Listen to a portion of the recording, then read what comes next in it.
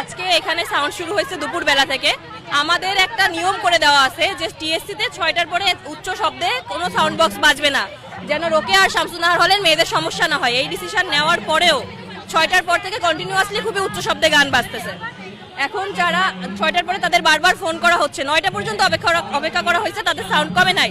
তারপরে আমরা এখানে আসছি সাউন্ড কমানোর জন্য, যে সাউন্ড কেন কমাচ্ছে না সেই জন্য। আপনি এখানে আমাদের হলের অনেক মেয়েরা আসছে যারা রিডিং রুম থেকে উঠে আসছে, পরীক্ষা পড়াশোনা করছে, কারো মাইগ্রেনের ব্যথা, বিভিন্ন সমস্যা, সারা রাত এভাবে উচ্চ শব্দ শুনতে কারোই ভালো লাগে না। এখানেই শামসুন্নাহার হল, তাদের যথেষ্ট সমস্যা হয়। এখনো পর্যন্ত সেই সাউন্ড কমায়নি। প্লাস আমরা যখন এটা বলতে গেলে আমাদের অনেক আপুকে ফাউল শিবির বলে ট্যাগ দিছে। যে কোনো সংগঠনের সাথে যদি আপনি যুক্ত থাকেন, সেই সংগঠনের সম্মান আপনার উপর ডিপেন্ড করে যখন আপনি সেই সংগঠনের পক্ষ থেকে কথা বলেন। তো আপনারা কাউকে ফাউল শিবির ট্যাগ দিয়ে সরে যেতে পারেন না। শিবির ট্যাগ কেন দিবে? আর এখনো পর্যন্ত এরা সাউন্ড কমায়নি। আমাদের হলের মেয়েদের এখনো সমস্যা হচ্ছে।